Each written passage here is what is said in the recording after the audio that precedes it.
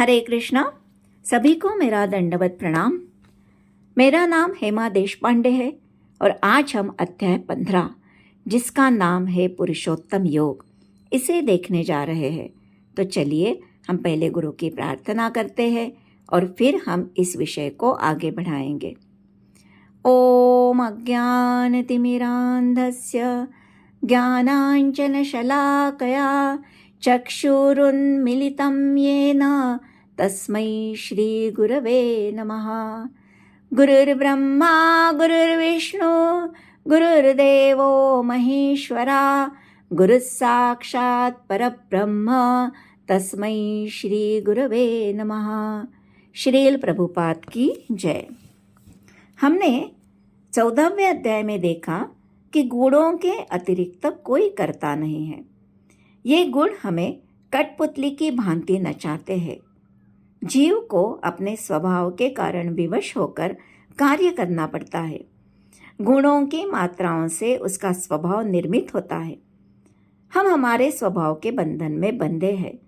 यदि हम इन गुणों को लांघ जाए तो हम अमृत का भोग कर सकते हैं, मतलब ये जन्म मृत्यु के चक्र से छूट सकते हैं और इसी जन्म में भी हम आध्यात्मिक सुख की अनुभूति भी कर सकते हैं। देखिए, भक्ति द्वारा हमें इन गुणों से परे जाना है, ब्रह्म की अवस्था प्राप्त करनी है। ये ब्रह्म का आधार भगवान श्री कृष्ण है और हमें श्री कृष्ण के लिए आसक्ति उत्पन्न करनी है और इसके लिए भौतिक जगत से हमें विरक्ति होना आवश्यक है। इस 15वें अध्याय में भौतिक जगत की आसक्ति को काटने का वर्णन है। हम कैसे अपने आप को अनासक्त बना सकते हैं, उसकी विधि की प्रक्रिया बताई गई है। यहाँ भौतिक जगत की तुलना एक अश्वत्थ वृक्ष से की गई है। यह बहुत जटिल वृक्ष होता है। जब बद्ध जीव सकाम कर्म करता रहता है तो इस वृक्ष की जड़ों में और फंसता जाता है। हम सभी इस भौतिक जगत के कारागार में फंसे हैं। इससे बाहर निकलने के लिए हमें वेदों के ज्ञान का सहारा लेना पड़ेगा। वेद नक्शे के समान है जो बाहर निकलने का रास्ता बताते हैं। इस अश्वत्थ वृक्ष का विस्तार से वर्णन इस अध्याय में किया गया है और इससे बाहर निकलने की विधि बताई है। आध्यात्मिक जगत का वर्णन किया गया है। जीव का स्वरूप और उसका देहांतरण कैसे होता है, इसे कौन समझ सकता है। कैसे श्री कृष्ण भगवान हमारे पालन करता है, सहायक है, किस तरह हमारी भौतिक जगत और आध्यात्मिक जगत में सहायता करते हैं, वेदों का प्रयोजन क्या है, लक्ष्य क्या है और पुरुषोत्तम योग की विवेचना की गई है।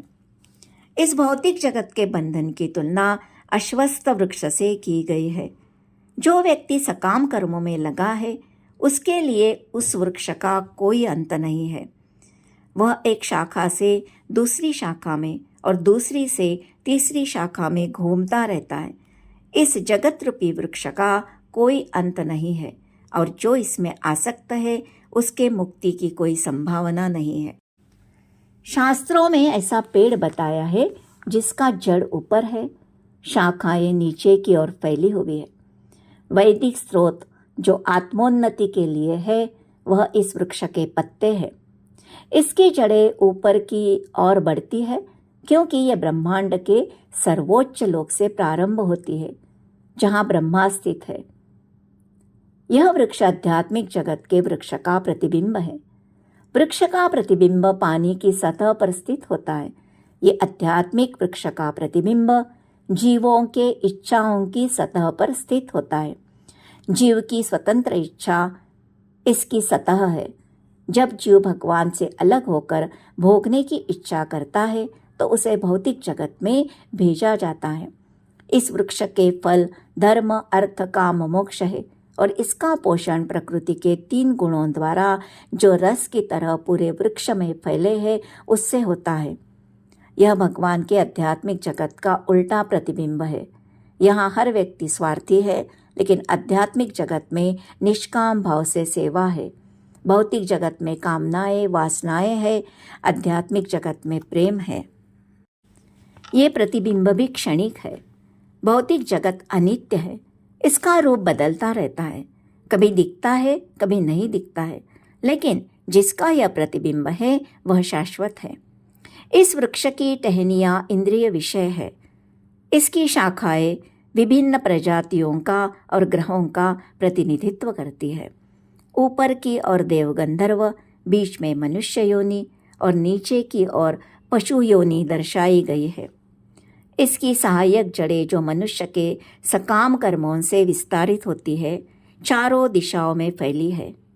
जब जीवात्मा को शरीर प्राप्त होता है तो वह अलग अलग प्रकार के कर्म करता है, धार्मिक या अधार्मिक। उसके प्रभाव से उसे अलग अलग शरीर प्राप्त होता है। इससे बाहर निकलना बहुत मुश्किल है। जिसे इससे निकलना है उसे दृढ़ता से वैराग्य की कुल्हाड़ी से इसे काटना पड़ेगा। वैराग्य एक सुंदर गुण है जो व्यक्ति में होना चाहिए। किसी भी परिस्थिति में फंसना नहीं चाहिए। उदाहरण के लिए, यदि आप एक बहुत अच्छी टैक्सी में कहीं जा रहे हो तो हमारा लक्ष्य आने पर हम उतर जाते हैं। किसी लक्ष्य से हम उसमें बैठे हैं। यही छोड़ने के गुण को वैराग्य कहते हैं। देखिए, हम भी यहाँ हमेशा के लिए नहीं आए हैं। ये स्वीकार करके हम किस लिए आए हैं यह हमें ध्यान में रखना चाहिए। हमें इस वृक्ष के मजबूत जड़ को दृढ़ता से विरक्ति के शस्त्र से काटना चाहिए। इस कुल्हाड़ी को ज्ञान और विवेक से हमें तेज करना होगा। तत्पश्चात हमें ऐसे स्थान की खोज करनी चाहिए जहाँ जाने के बाद हमें वापस आना न पड़े। इस भौतिक वृक्ष का विस्तार, उसे समझना बहुत मुश्किल है, लेकिन हम ये समझ सकते हैं कि हम कहाँ से आए हैं। हम अपने पिता से, पिता उनके पिता से, इस तरह यह श्रृंखला ब्रह्मा जी पर जाकर खत्म होती है। ब्रह्मा जी गर्भोदक्षाई विष्णु से आए हैं, जो भगवान श्री कृष्ण का ही विस्तार है। भगवान से ही सब कुछ आता है। इस तरह हम भगवान तक पहुंच सकते हैं। भगवान श्री कृष्ण आदि मूल है जहाँ से सब कुछ निकलता है। इसलिए हमें उनकी शरण ग्रहण करनी चाहिए और उसके लिए हमें श्रवण कीर्तन द्वारा भक्ति करनी चाहिए। अब इस शरणागति के लिए क्या योग्यता होनी चाहिए, कौन सा व्यक्ति शरणागति ले सकता है, ये बताया गया है। जो व्यक्ति मिथ्या अहंकार से मोहित नहीं होता है, जो सदैव सम्मान की अपेक्षा नहीं रखता है, जो शाश्वत तत्व को समझता है, जो सुख तथा दुख के द्वंद्व से मुक्त है, ऐसा मोह रहित व्यक्ति ही भगवान की शरण लेकर शाश्वत धाम को प्राप्त करता है। बद्ध जीव तो स्वयं को प्रकृति का स्वामी मानकर सदैव गर्वित ही होता रहता है। देखिए, हम अस्पताल में और होटल में रहने के लिए जाते हैं। अस्पताल में हम बीमारी से बाहर निकलकर स्वस्थ होने के लिए जाते हैं। होटल में हम मनोरंजन के लिए जाते हैं। दोनों जगह हमारा स्टे टेम्पररी है। बद्ध जीव रोगी है, वह यहाँ बीमारी ठीक करने के लिए आया है, लेकिन उसमें ये भावना नहीं रहती है। वह सोचता है कि मैं यहाँ मनोरंजन के लिए आया हूँ, भोगने के लिए आया हूँ, और गलत सोच से वो और बीमारी में फंस जाता है।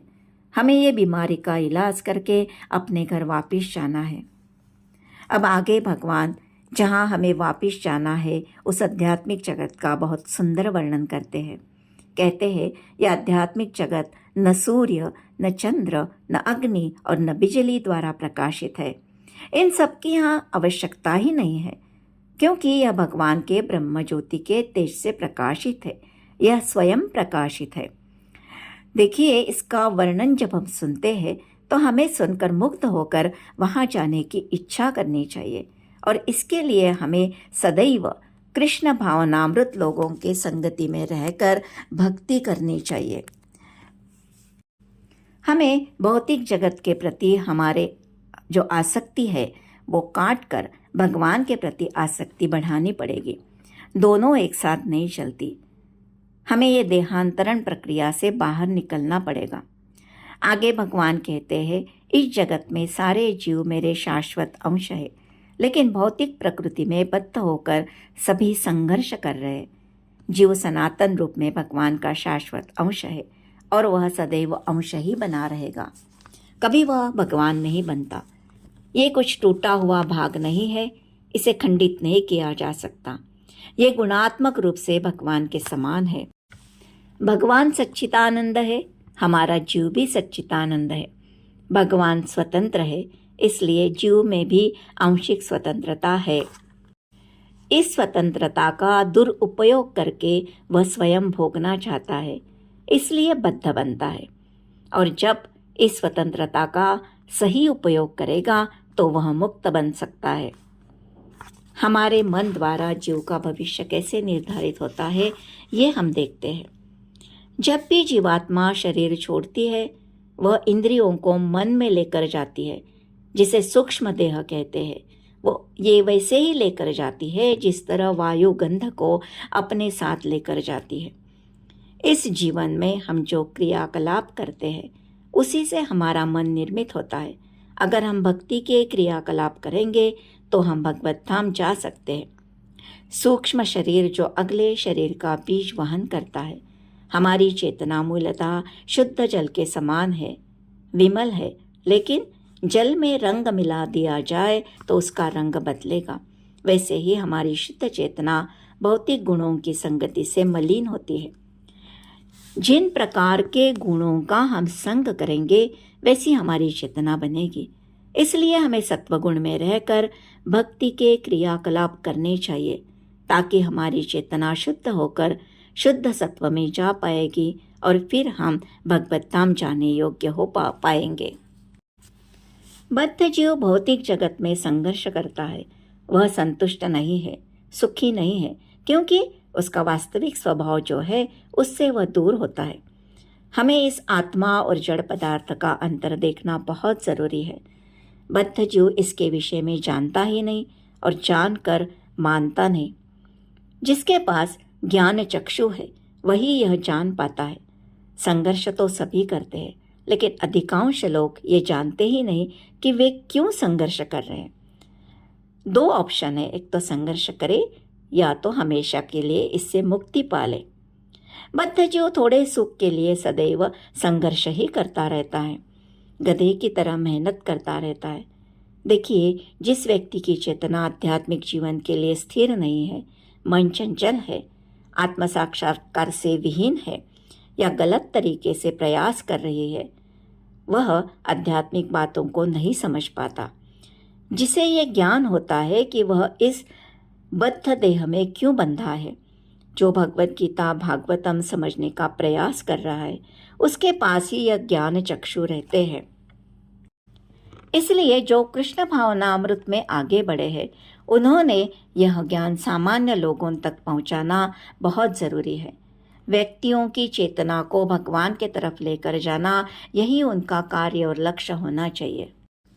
और इस तरह कार्य करने से वह भगवान के प्रिय भी बनते हैं। आजकल ऐसे अनेक तथाकथित योगी है और संगठन है, लेकिन आत्म साक्षात्कार के मामले में शून्य है। वे केवल कुछ आसनों में व्यस्त रहते हैं और स्वास्थ्य स्वरूप में संतुष्ट होते हैं। सही योग तो भगवान से जुड़ना है, लेकिन बद्ध जीव यहाँ संघर्ष ही करता रहता है। तो हमारे मन में ये आ सकता है कि क्या इस संघर्ष में भगवान जीव की सहायता नहीं करते? भगवान पग पग पर जीव की सहायता करते हैं। वो कैसे, ये अभी भगवान हमें बताएंगे।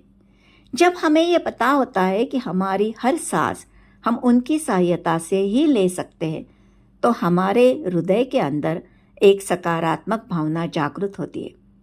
प्रेम का स्तर तो बहुत ऊंचा स्तर है, लेकिन ये भावना जागृत होने से हम उनके प्रति सकारात्मकता से देख पाएंगे। भगवान कहते हैं कि मैं 4 तरह से जीव की सहायता करता हूँ। भगवान ब्रह्मांड के स्तर पर हमारी सहायता करते हैं, भूलोक में रहकर हमारी सहायता करते हैं, शरीर में रहते हुए हमारी सहायता करते हैं और आध्यात्मिक रूप से हमारी सहायता करते हैं। पहले ब्रह्मांड के स्तर पर कैसी सहायता करते हैं ये देखेंगे। अज्ञानी मनुष्य यह नहीं समझ पाता कि इस निसर्ग में सब कुछ कैसे घटित होता है, लेकिन भगवान हमें ये ज्ञान दे रहे हैं। प्रत्येक व्यक्ति सूर्य, चंद्रमा, अग्नि तथा बिजली देखता है। उसे यह समझना चाहिए कि चाहे सूर्य का तेज हो, चंद्रमा या बिजली का तेज हो, भगवान से ही उद्भूत है।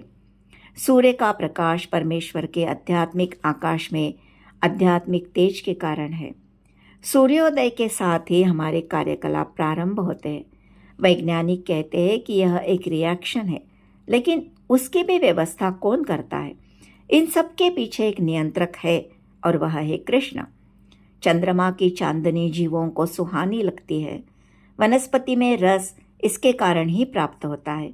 अग्नि, पौधे, वनस्पति, यह सब हमें कृष्ण कृपा से ही प्राप्त होते हैं। और अगर कोई ये जान लेता है कि यह सब हमें कृष्ण कृपा से ही प्राप्त होता है, ये सब कृष्ण से ही उद्भूत है, तो उसमें कृष्ण भावनामृत का सूत्रपात हो जाता है। ये जानने के बाद हमारे मन में कृष्ण के प्रति सकारात्मक भाव उत्पन्न होता है और हम उनके तरफ आकर्षित होते हैं और जुड़ने लगते हैं। यही पुरुषोत्तम योग है। अब लौकिक स्तर पर भगवान कैसे सहायता करते हैं ये हम देखेंगे। सारे लोग भगवान की शक्ति से वायु में तैर रहे हैं। भगवान प्रत्येक अणु, प्रत्येक लोक तथा प्रत्येक जीव में प्रवेश करते हैं। उनकी शक्ति प्रत्येक लोक को उसी तरह थामे रहती है जिस प्रकार मुट्ठी में धूल। मुट्ठी में बंद रहने पर धूल गिरने का भय नहीं रहता। ये जीवित पुल्लिंग, जिसे हम चेतना कहेंगे, भगवान की ही शक्ति है, अंश है, जो रहने से शरीर जीवित रहता है। भगवान के ही कारण चंद्रमा समस्त वनस्पतियों का पोषण करता है। चंद्रमा के प्रभाव से सब्जियां सुस्वादु बनती है। मानव समाज भगवान की कृपा से ही काम करता है, सुख में रह सकता है और भोजन का आनंद भी ले सकता है। अब शरीर के स्तर पर कैसी सहायता करते हैं ये देखते हैं। आयुर्वेद शास्त्र के अनुसार आमाशय में अग्नि होती है जो वहां पहुंचे भोजन को पचाती है। जब वह अग्नि प्रज्वलित नहीं रहती तो भूख नहीं लगती। हमारे अंदर 13 प्रकार की अग्नि होती है। उसमें जठराग्नि पाचन में सहायक होती है।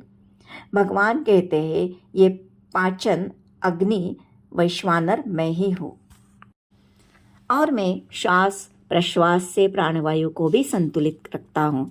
भगवान ही पाचन अग्नि को नियंत्रित करते हैं।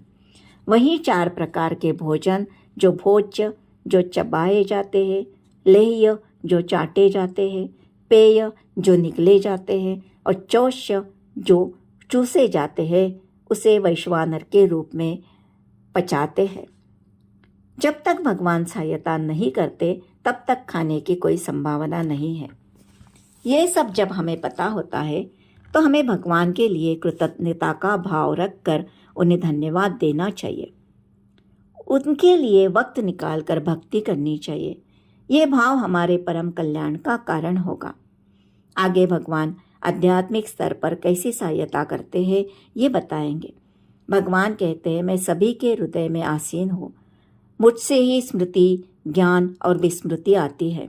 मैं ही वेदों द्वारा जानने योग्य हूँ। मैं ही वेदों का संकलन करता हूँ।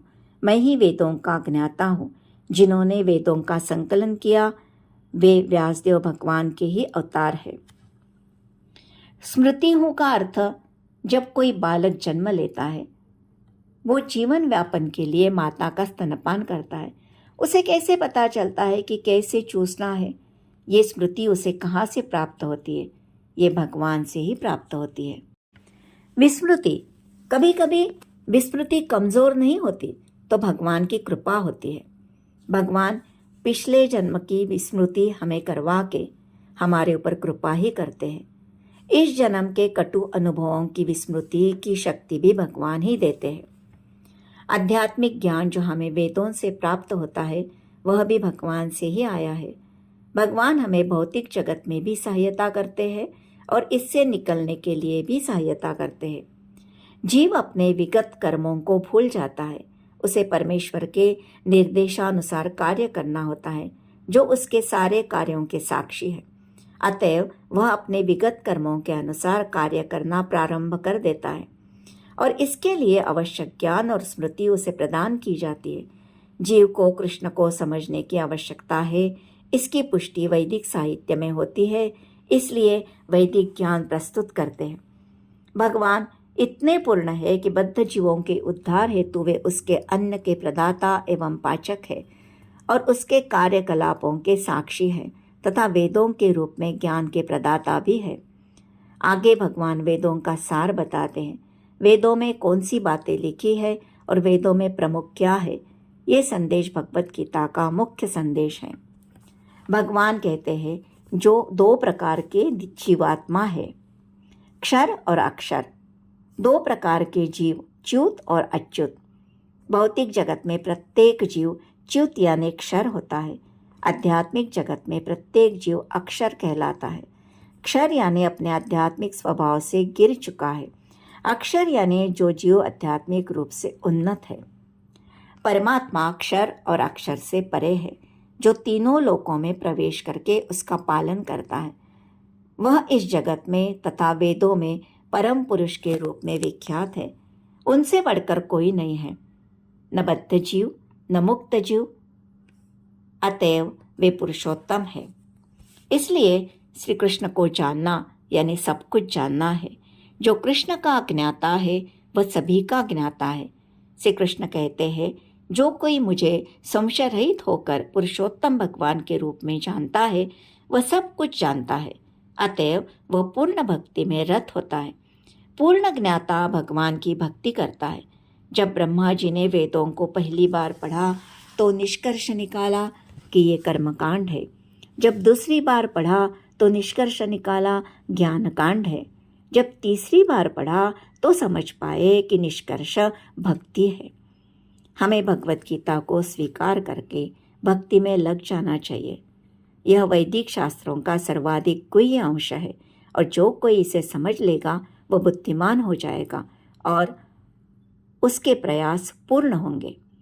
देखिए, हमारा पहला पतन प्रकृति पर प्रभुत्व जताने की इच्छा के कारण होता है और इसके कारण मनुष्य भगवान की दिव्य प्रेमा भक्ति को त्याग देता है।